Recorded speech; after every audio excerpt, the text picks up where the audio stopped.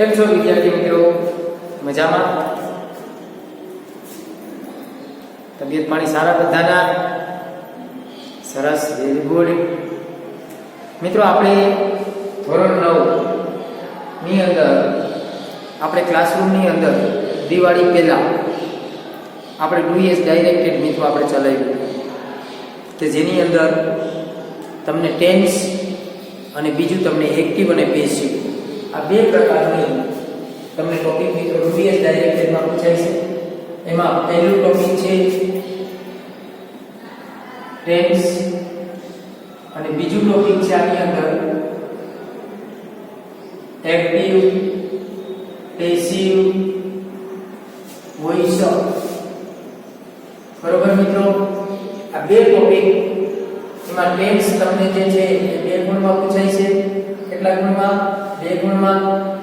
અને active passive voice જે છે મિત્રો એ 2 ગુણમાં. એટલે ટોટલ તમને ડુ એઝ ડાયરેક્ટેડ છે એ 4 ગુણમાં પૂછાય છે મિત્રો. કેટલા ગુણમાં? 4 ગુણમાં પૂછાય છે.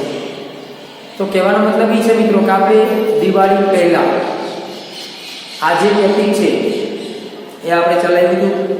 એમાં થોડુંક હું તમને ટેન્સનું અને એક્ટિવ અને પેસિવનું થોડુંક રિવિઝન કરાવી દઉં મિત્રો. અને પછી આપણે એમાં એક્ઝામને રિલેટેડ જે પૂછાતા પેરેગ્રાફમાં કેવી રીતે લખવું, શું કરવું એ પછી આપણે સમજીએ. બરોબર? ચાલો. તો મિત્રો આપણે એક સિમ્પલ એક વાક્ય લઈએ કે જે તમને સરળતાથી સમજાય કે જેનું આપણે અહીંયા એક્ટિવમાંથી પેસિવમાં વાક્યને આપણે ચેન્જ કરતા શીખીએ. તો સ્વાભાવિક છે મિત્રો, હું અહીંયા બે પાર્ટ કરી નાખીશ જેથી તમને સરળતાથી મિત્રો અહીંયા હું સમજાવી શકું. અને આ દરેકે મિત્રો તમારી નોટબુકની અંદર એ લખવાનું પણ છે. આ ખાસ ધ્યાન રાખજો.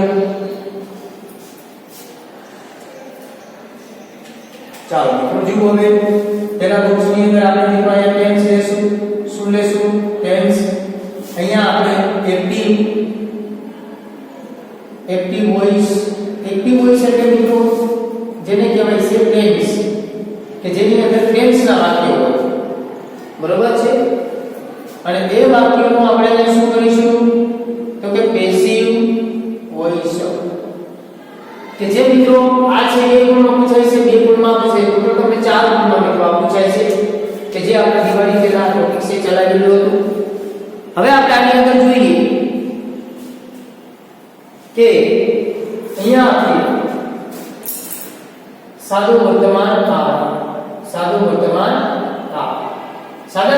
કાળની આપણે વાક્ય રચના લઈએ.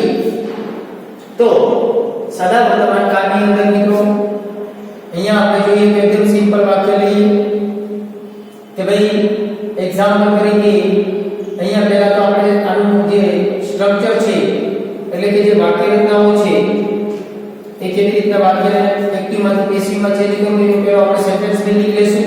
તો સેન્ટેન્સ બિલ્ડિંગની અંદર પહેલા આવશે સબ્જેક્ટ પછી મિત્રો અહીંયા આવશે વર્બ અને બીજું વર્બ કયું આવશે તો કે એસ અને ઈએસ વાળું. આ બેમાંથી કોઈ પણ એક અહીંયા આપણે વર્બ મૂકવાનું હોય છે અને પછી આવશે ઓબ્જેક્ટ.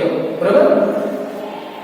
અહીંયા આપણે પેસિવ કરીએ તો મિત્રો પેસિવની અંદર પહેલા આપણે ઓબ્જેક્ટ આવશે. ઓબ્જેક્ટ પછી તરત જ એમ, ઇઝ ને આર આવશે. ત્યાર પછી મિત્રો આ જે વર્બ છે એ વર્બને આપણે પેસિવમાં ચેન્જ કરીએ એટલે એનું V3 બની જાય.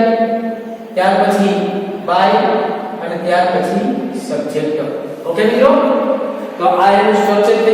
આ સ્ટ્રક્ચરના નિયમ પ્રમાણે આપણે વાક્ય રચના લઈએ. તો સાદા વર્તમાન કાળની અંદર એકદમ સિમ્પલ આપણે વાક્ય લઈએ જેથી તમને સરળતાથી સમજાય. એક જ વાક્યને આપણે બધા ટેન્સમાં ફેરવીશું. બરોબર? ચાલો. તો અહીંયા આપણે જોઈએ તો કે આઈ ઈટ. અહીંયા ઈટ ને એટલા માટે પસંદ કર્યું છે કારણ કે તેના 3 રૂપ જુદા જુદા છે. એટલે કે ઈટ, એટ અને ઈટન. આ ત્રણેય રૂપ જુદા જુદા છે એટલે તમને સરળતાથી સમજાશે કે કેવું રૂપ ક્યાં મૂકવું એ. એટલે આઈ ઈટ એન એપલ. બરોબર? કે હું સફરજન ખાઉં છું. આનો મિત્રો આપણે વાક્યરચનાની અંદર જોઈએ તો I જે છે એ સબ્જેક્ટ છે, eat છે એ વર્બ છે, બરોબર, અને an એપલ એ ઓબ્જેક્ટ છે. શું છે? આ ઓબ્જેક્ટ છે, બરોબર. તો કે ભાઈ સબ્જેક્ટ, વર્બ અને ઓબ્જેક્ટ કહેવાય. તો ખ્યાલ આવ્યો મિત્રો? કોને સબ્જેક્ટ કહેવાય, કોને વર્બ કહેવાય એ. હવે મિત્રો આપણે જોઈએ આમાં તો વાક્યરચનાની અંદર આપણે આને પેશીવમાં ચેન્જ કરવું છે તો આપણે શું કરી શકાય? તો મિત્રો તમે જુઓ, આને આપણે પેશીવમાં ચેન્જ કરવો એટલે પહેલા શું લેવાનું અહીંયા? તો કે ઓબ્જેક્ટ લેવાનું. તો મિત્રો આમાં ઓબ્જેક્ટ કયું છે? તો કે an apple. તો મિત્રો અહીંયા આપણે લખીશું an apple. હવે an apple એક વચન છે એટલે એ નિયમ પ્રમાણે એમાં is આવે કે આ? તો કે ભાઈ is આવશે. પછી v3. તો મિત્રો અહીંયા v1 જે છે એ છે, એનું અહીંયા v3 કરીએ એટલે શું થઈ ગયું? તો કે eaten થઈ ગયું. eaten પછી તરત જ by મૂકો અને by પછી સબ્જેક્ટ. તો સબ્જેક્ટમાં કોણ છે અહીંયા? તો કે I છે. તો I વાક્યના અંતે જાય એટલે એનું શું બની જશે? તો કે by me. ખ્યાલ આવી ગયો મિત્રો? ચાલો હવે આ જે વાક્યરચના છે એને આપણે નકારમાં ચેન્જ કરીએ તો મિત્રો અહીંયા શું થશે? તો કે I do not eat an apple. બરોબર મિત્રો? આનો આપણે પ્રશ્નાર્થમાં ચેન્જ કરીએ વાક્યને તો શું થશે? તો કે do. હવે I છે એ આપણે you માં ફેરવી નાખશું કારણ કે આપણે ક્યારેય પણ આપણી જાતને આવા પ્રશ્ન કરતા નથી કે શું મેં પાણી પીધું, શું મેં નાસ્તો હજી નથી કર્યો, શું મારે સ્કૂલે જવાનું બાકી રહી ગયું છે, કેમ આજે હું સ્કૂલે નથી ગયો. આવા મિત્રો આપણી જાતને આપણે ક્યારેય પ્રશ્ન પૂછતા નથી, પરંતુ સામેવાળી વ્યક્તિને આપણે પ્રશ્ન આવા કરતા હોઈએ છીએ કે ભાઈ તું આજ કેમ સ્કૂલે નથી ગયો, કેમ હજી સુધી પાણી નથી પીધું, કેમ જમીને હાથ નથી ધોયા.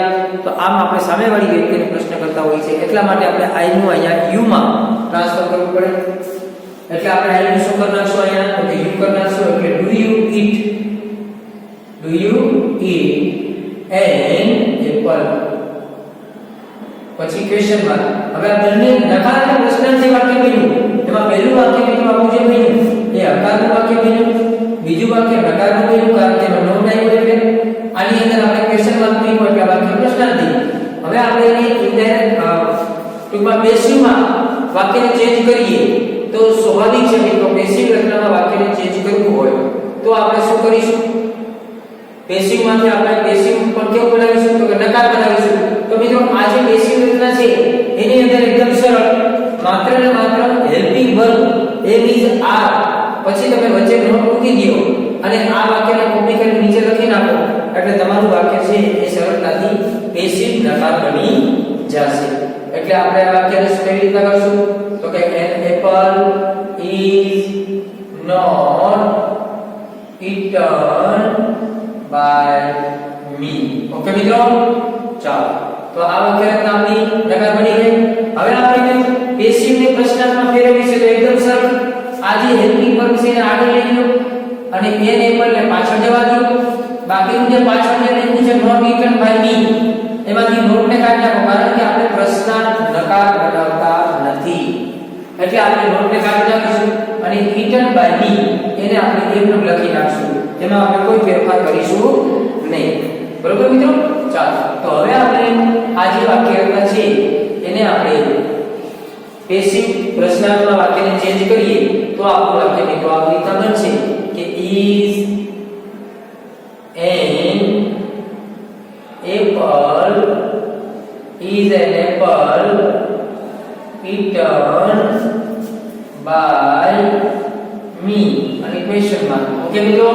તો આ જે વાક્યરચના બની એ સાદા વર્તમાન કાળનું પહેલું વાક્ય હકાર, બીજું નકાર, ત્રીજું પ્રશ્નાર્થ. આ જે ભાગ છે એ એક્ટિવનો ભાગ છે કે જે સાદા વર્તમાન કાળ પણ એને કહેવાય છે. સાદા વર્તમાન કાળમાં વાક્યરચના લખી એટલા માટે એનું જ આપણે પાછું પેસિવ કહેવાય. બરોબર છે મિત્રો? તો એનું આપણે ફોર્મેશન અહીંયા લખ્યું છે, આનું ફોર્મેશન અહીંયા લખ્યું છે. ફોર્મેશન પ્રમાણે આપણે વાક્યરચના લીધી છે અને એ પ્રમાણે એનું પેસિવનું પહેલું વાક્ય હકાર છે, બીજું વાક્ય નકાર છે અને ત્રીજું વાક્ય છે એ કેવું છે અહીંયા? તો કે પ્રશ્નાર્થ છે. બરોબર? ચાલો હવે આપણે લઈશું સાદો ભૂતકાળ. તો મિત્રો અહીંયા આપણે સાદા ભૂતકાળની અંદર વાક્ય રચના લઈએ તો સાદા ભૂતકાળની વાક્ય રચનાનું આપણે પહેલા ફોર્મેશન લઈ લઈએ તો સાદા ભૂતકાળની અંદર શું થશે તો કે ભાઈ સાદો ભૂતકાળ જુઓ અહીંયા સાદા ભૂતકાળની અંદર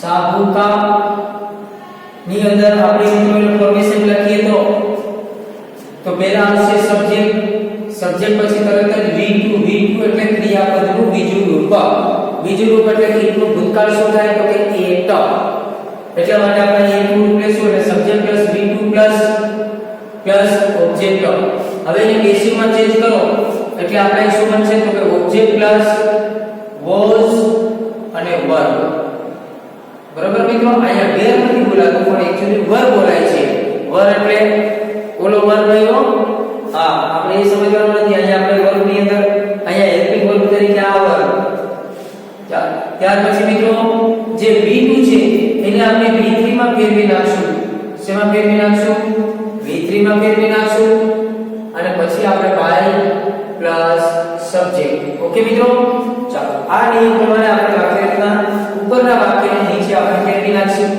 એટલે આપણી જે વાક્ય રચના છે આ રીતે બનશે પહેલું વાક્ય હું હકાર બનાવું છું જે અહીંયા બનાવ્યું એમ જ વાક્ય રચના આપણે એક જ લેશું જેથી તમને ખ્યાલ આવે કેવી રીતે ક્યાં શું ફેરફાર થાય છે બરાબર ચાલો તો આપણે અહીંયા જોઈએ તો આ ઈટનું ભૂતકાળ તો કે એપલ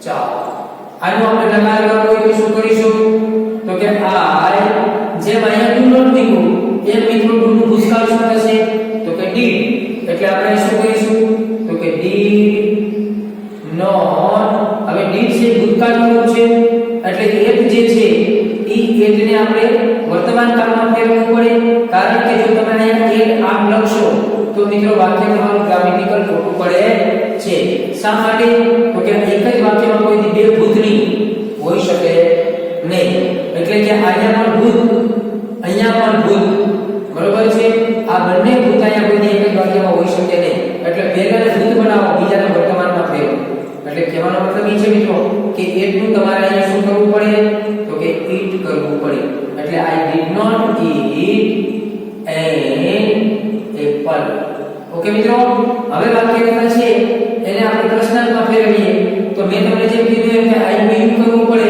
ડુ ને આગળ લ્યો તો મિત્રો અહીંયા ડીડ ને આગળ લઈ લ્યો બરોબર આઈ ને યુ માં ફેરવી નાખો એટલે કે did you it an Apple અને ક્વેશ્ચન માર્ક ઓકે મિત્રો હવે આ જે વાક્ય રચના છે એ વાક્ય રચનાને આપણે પેસિવ માં ફેરવીએ એને આપણે કયા નિયમ પ્રમાણે ફેરવીશું તો કે ઓબ્જેક્ટ વોઝ અને વર્બ V3 by સબ્જેક્ટ આ નિયમની અંદર વાક્યને આપણે ચેન્જ કરીશું તો મિત્રો અહીંયા આપણે લઈશું પહેલા ઓબ્જેક્ટ તો આ વાક્યની અંદર ઓબ્જેક્ટ કયું છે તો કે એન એપલ તો મિત્રો આપણે લઈશું એન એપલ એપલ એક વચન છે મિત્રો એટલે સ્વાભાવિક છે કે આપણે અહીંયા શું મૂકીશું તો કે વોઝ મૂકીશું એન એપલ વોઝ પછી આવશે V3 એટલે હિટ નું V3 શું થશે મિત્રો તો કે eaten પછી બાય નું બાય અને સબ્જેક્ટ ની અંદર તો કે મી ઓકે મિત્રો ચાલો એનું આપણે નકાર કરીએ તો આની જેમ જ ઉપર જે વાક્ય લીધા છે એમ જ બરોબર આને આપણે સાદા ભૂતકાળમાં ઉપરના સાદા વર્તમાન કાળમાં ફેરવવું હોય તો એકદમ સરળ શું તો કે ઇઝ માં તમે વોઝ કરી નાખો એટલે આખું વાક્ય છે તમારું એ નકાર હકાર અને પ્રશ્નાર્થ આખે આખું ભૂતકાળ બની ગયું બસ બીજું કશું આપણે કરવાનું થતું નથી થોડુંક તમે આમ વિચારીને લખશો ને એટલે મિત્રો તમને ફટાફટ બધા ટેક્સ આવી જશે બરાબર ચાલો તો an apple was not eaten by me okay મિત્રો ચાલો આ વાક્યને પ્રશ્નાર્થમાં ફેરવો એટલે આપણે શું કરવાનું છે અહીંયા તો કે વાક્યને આપણે હેલ્પિંગ પર આગળ લેશું એટલે આ વોઝ છે આગળ લઈ લઈએ હવે વોઝ ને આપણે આગળ લેશું એટલે આપણે શું કરવાનું તો વોઝ એન એપલ